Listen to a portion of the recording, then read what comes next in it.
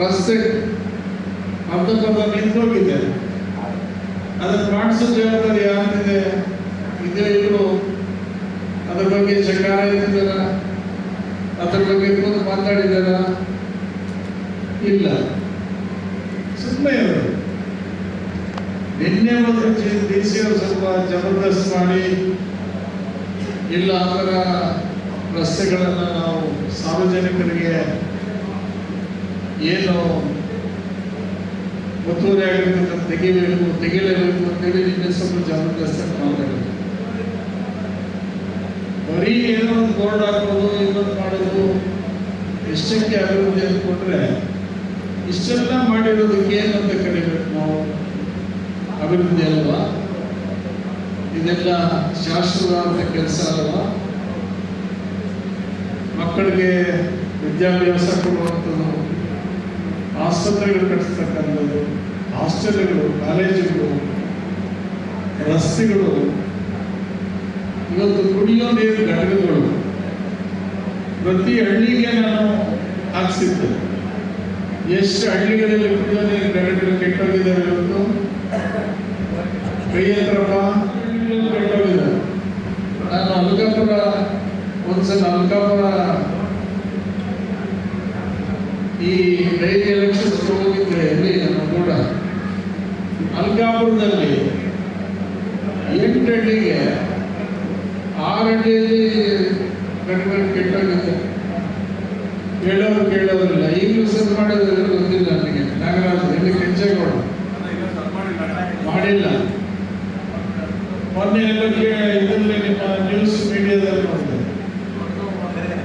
ಬಂದಾಲಹಳ್ಳಿಯಲ್ಲಿ ಕೆಟ್ಟೋಗಿ 2 ವರ್ಷ ಆಯಿತು.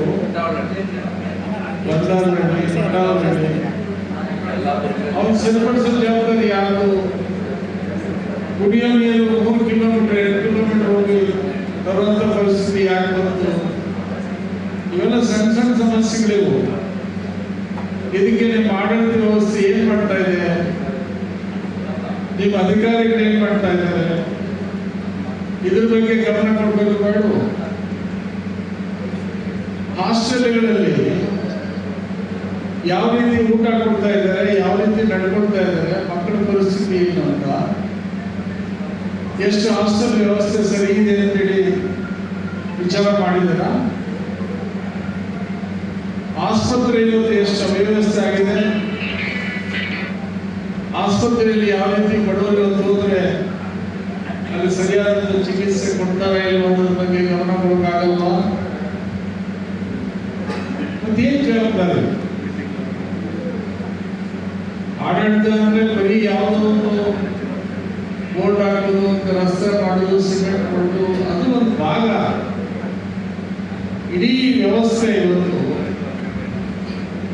ನಿಮ್ಮನ್ನು ಕರೆದರೆ ನೀವು ದೇವಸ್ಥಾನಕ್ಕೂ ಯಾವುದೋ ಕಾರ್ಯಕ್ರಮಕ್ಕೆ ನೀವು PA ಕಳಿಸ್ತೀರ.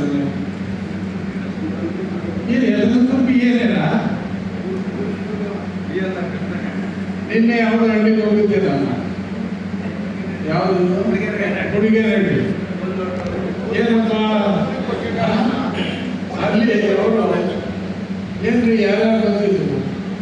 ಸ್ವಾಮಿ PA ಬಂದವರು ಏನ್ರಿ ತಾಲೂಕಲ್ಲಿ PA-ಗಳು ನಡೆಸ್ತಕ್ಕಂಥ ಪರಿಸ್ಥಿತಿಗೆ ತಂದಿಟ್ಟಿದ್ದೀರಲ್ಲ. ಒಂದು ಆಫೀಸಲ್ಲಿ ಒಂದು ಸಭೆಯಲ್ಲಿ ನೀವು ಕೂತು ಆಡಳಿತ ವ್ಯವಸ್ಥೆನ ನೋಡುವಂತ ನಿಮ್ಮ ಸ್ಥಾನದಲ್ಲಿ ನಿಮ್ಮ PA ಕೂತ್ಕೊಂಡ್ರೆ ನಿಮ್ದೇನು ಕೆಲಸ? ಕೊಟ್ಬಿಟ್ರಿ PA-ಗೆ 3 ಲಕ್ಷ ಕೊಟ್ಬಿಟ್ಟು ಹೋಗೇನ ಮಾಡ್ಕೋಗಿ ಕೊಟ್ಬಿಟ್ರಿ. PA ನಡೆಸ್ತೀವಿ. ಅದು ಅಫಿಷಿಯಲ್ ಆಗಿ ಆಗೋಗ್ಲಿ, ಅನ್ಅಫಿಷಿಯಲ್ ಆಗಿ ನಡೀತಾ ಇರೋದು. ಅಫಿಷಿಯಲ್ ಆಗಿ ಕೂತ್ಕೊಂಡ್ಬಿಡ್ಲಿ ಎಲ್ಲ ಮೀಟಿಂಗ್ಗಳಲ್ಲಿ. ಏನು ನಾಚಿಕೆ, ಮಾನ ಮರ್ಯಾದೆ ಈ ಅಧಿಕಾರಿಗಳಿಗೆ ಯೋಗ್ಯತೆ ಇಲ್ವಾ? ಇದಕ್ಕೆ ಒಂದು ಶಿಷ್ಟಾಚಾರ ಇಲ್ವಾ? ಅಧಿಕಾರಿಗಳು ಕೆಲವೆಲ್ಲ ಬಕೆಟ್ಗಳಾಗೋದಿಲ್ಲ, ಬಕೆಟ್ ಇಟ್ಕೊಂಡು ಓಡಾಡ್ತಾ ಇದ್ದಾರೆ. ಅವ್ರಿಗೆ ಅಂತ ಅಧಿಕಾರ ಸ್ಥಾನದಲ್ಲಿ ಕೂತು ಅಧಿಕಾರ ನಡೆಸೋದು ನಾಲಾಯಕ. ಎಲ್ಲದಕ್ಕೂ ಶಿಷ್ಟಾಚಾರ ಇದೆ. ತಹಸೀಲ್ದಾರ್ ಸೀಟಲ್ಲಿ ತಹಸೀಲ್ದಾರೇ ಕುತ್ಕೋಬೇಕು, ಸಬ್ ಇನ್ಸ್ಪೆಕ್ಟರ್ ಸೀಟಲ್ಲಿ ಸಬ್ ಇನ್ಸ್ಪೆಕ್ಟರೇ ಕುತ್ಕೋಬೇಕು, MLA ಸೀಟಲ್ಲಿ MLAನೇ ಕುತ್ಕೋಬೇಕು, MLA PA ಕುತ್ಕೊಳ್ಳೋಂಗಿಲ್ಲ. ಅದೇನು ಅರ್ಥ ಇದು? ಏನು ಅಷ್ಟು ದಡ್ರ ನಮ್ಮ ತಾಲೂಕಿನ ಜನ? ಏನಷ್ಟು ಗುಲಾಮಗಿರಿ ನಡೆಸ್ತಾ ಇದ್ದಾರೆ? ಸಹಿಸ್ಕೊಂಡು ಸುಮ್ಮನೆ ಇರಬೇಕಾ? ಇದು ಇವತ್ತಿನ ಪ್ರಶ್ನೆ.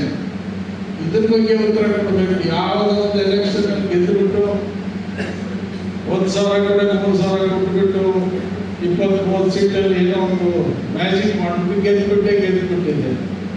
ಏನು ಗೆದ್ದಿರೋದು? ಇವತ್ತು DCC ಬ್ಯಾಂಕ್ ಮುಚ್ಚೋಯ್ತು, 3 ವರ್ಷ ಆಯ್ತು. ಒಬ್ಬರಿಗೆ ಸಾಲ ಕೊಡಿಸಿದ್ರೆ ನೀವು, ಒಬ್ಬರಿಗೆ ರೈತರಿಗೆ ಎಲ್ಲ ಸಾಲ ಕೊಡಿಸಿದ್ದೀರಾ? 3 ವರ್ಷ ಆಯ್ತು. ಬಡವರಿಗೆ ಯಾರಿಗಾದ್ರೂ ಒಬ್ಬರು ಮನೆ ಕೊಡಿಸಿದ್ದೀರಾ? ಹೇಳ್ರಿ, ಹಳ್ಳಿಗಳಲ್ಲಿ ಎಷ್ಟು ಮನೆ ಕಟ್ಟಿದ್ದಾರೆ? ಬಡವರಿಗೆ ಎಷ್ಟು ಬೋರ್ವೆಲ್ ಹಾಕ್ಸಿದ್ರೆ ಹೇಳ್ರಿ ನೀವು? ಬಡವರಿಗೆ ವರ್ಷಕ್ಕೆ 100 ಬೋರ್ವೆಲ್ ಹಾಕ್ಸ್ತಾ ಇದ್ರು.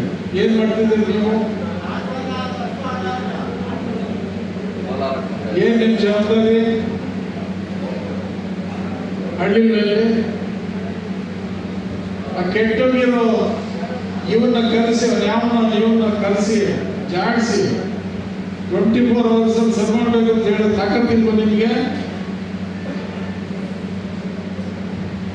ಎಲ್ಲೋಗ್ಬೇಕು? ಕುಡಿಯೋ ನೀರು ಹೊತ್ಕೊಂಡು 3 ಕಿಲೋಮೀಟರ್ ಹೋಗ್ಬೇಕಾ? ಆಮೇಲೆ ನೀವು ಹಳ್ಳಿಗೆ ಹೋದ್ರೆ ಪೊಲೀಸ್ ಇರಲೇಬೇಕು ನಿಮಗೆ. ಅವಕ್ಕೇನು ಬೇರೆ ಕೆಲಸ ಇಲ್ಲ. ಪೊಲೀಸ್ ಗಿರಾಕಿಗಳಿಗೆ ಒಂದೇ ಒಂದು ವ್ಯಾನು, ಹಿಂದ್ಗಡೆ ಒಂದು ವ್ಯಾನ್.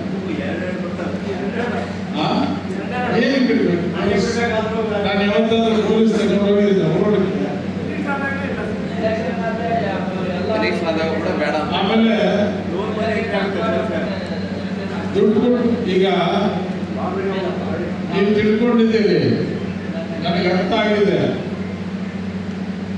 ಸ್ವಾಭಿಮಾನ ಇರೋ ಜನ, ಗೌರವದಿಂದ ಇರೋ ಜನ ನಮ್ಮಿಂದ ಕಡೆ ಇದ್ದಾರೆ. ಕೂಲಿಗೆ ಆಸೆಗೆ, ಹಣದ ಆಸೆಗೆ ಇರೋ ಜನ ನಿಮ್ಮಿಂದ ಕಡೆ ಇದ್ದಾರೆ. ಪ್ರೀತಿಯಿಂದ ಅಲ್ಲ, ಅವ್ರು ನಿಮ್ಮಿಂದ ಪ್ರೀತಿ ಇದ್ದಾರೆ ಅಂದ್ರೆ ಒಂದು ಹೇಳ್ತೀನಿ ನಾನು, ಒಂದು 3 ತಿಂಗಳು ದುಡ್ಡು ಕೊಡೋದು ನಿಲ್ಲಿಸಿ. ಯಾರಿಗೂ ಒಂದು ರೂಪಾಯಿ ಕೊಡಬೇಡಿ. ಆಮೇಲೆ ಪೊಲೀಸ್ ಅವ್ರನ್ನ ಕರ್ಕೊಂಡು ಬರಬೇಡಿ. ನೀವೊಬ್ಬರೇ ಬಂದ್ರೆ ಹಳ್ಳಿಗೆ, ನೀವು ಹಳ್ಳಿಗೆ ಬಂದ್ರೆ ದುಡ್ಡು ಕೊಡಬಾರ್ದು, ಪೊಲೀಸ್ ಇರ್ಬೋದು. ನಿಮ್ಮಿಂದ ಎಷ್ಟು ಜನ ಇರ್ತಾರೆ ನೋಡ್ತೀನಿ. ನಾನೇನೂ ಇಲ್ಲ, ನಾನು ಹೆಂಗೆ ಹೋಗ್ತೀನಿ, ನನ್ನಿಂದ ಎಷ್ಟು ಜನ ಬರ್ತಾರೆ ನೋಡಿ. ಪ್ರೀತಿಯಿಂದ ನಾವು ಜನರು ಗೆಲ್ಲಬೇಕು ಬಿಟ್ರೆ ದುಡ್ಡಿಂದ ಅಲ್ಲ.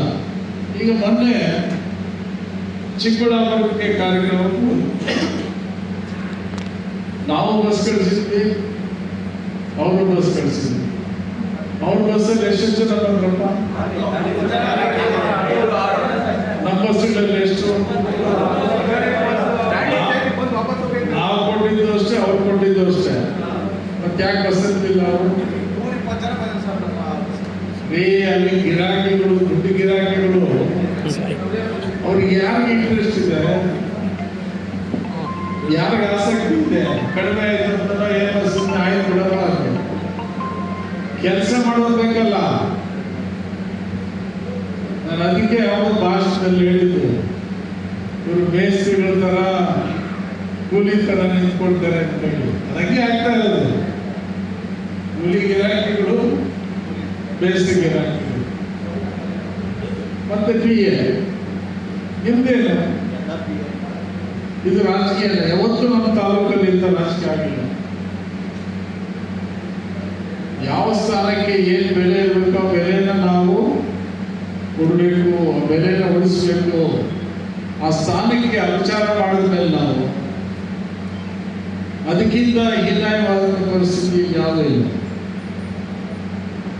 ನಾನು ಯಾವ್ದಾದ್ರು ಆಫೀಸ್ಗೆ ಹೋದ್ರೆ ಸ್ಕೂಲ್ಗೆ ಹೋಗಲಿ, ನಾನು ಹೆಡ್ ಮಾಸ್ಟರ್ ಹೇಳಿದ್ರೆ ಸರ್ ನನಗೆ ಕೂತ್ಕೊಳ್ಳಿ, ನಾನು ಕೂತ್ಕೊಳ್ಳೋದಿಲ್ಲ, ನಾನು ದಿನ ಸೀಟಲ್ಲಿ ಕೂತ್ಕೊಂಡು ನನಗೆ ಕೂತ್ಕೊಳ್ಳೋದಿಲ್ಲ. ಯಾವುದೇ ಒಂದು ಸ್ಥಾನಕ್ಕೆ ಅಥವಾ ಯಾವುದೇ ಒಂದು ಇದಕ್ಕೆ ಅದಕ್ಕೆ ಆದಂತ ಮಾನ್ಯತೆ ಬೆಲೆ ಇರುತ್ತೆ. ಅದನ್ನ ಗೌರವಿಸಿದ ನಾವು ಅದಕ್ಕೆ ನಡ್ಕೊಳ್ಳುವಂತ ಕೆಲಸ ಮಾಡಬೇಕು. ಹಾಗಾಗಿ ನನಗೆ ಸಂಪೂರ್ಣ 100% ವಿಶ್ವಾಸ ಇದೆ, ನಾವು ಗುರಿ ಮುಟ್ಟೇ ಮುಟ್ತೀವಿ. 100 ಜನ ಬಂದ್ರು ಇಂಥ ಅಯೋಗ್ಯರು ಯಾರು ಮಾತಾಡೋದಿಲ್ಲ, ಇಂಥವ್ರು ಮಾತಾಡೋದು ಕೂಡ ಏನು ಮಾಡಕ್ಕಾಗಲ್ಲ. ನೀವು ನನ್ನ ಜೊತೆ ಇದ್ರೆ ನಿಮ್ಮನ್ನ ಗುರಿ ಮುಟ್ಟಿಸ್ತೀನಿ ನಾನು.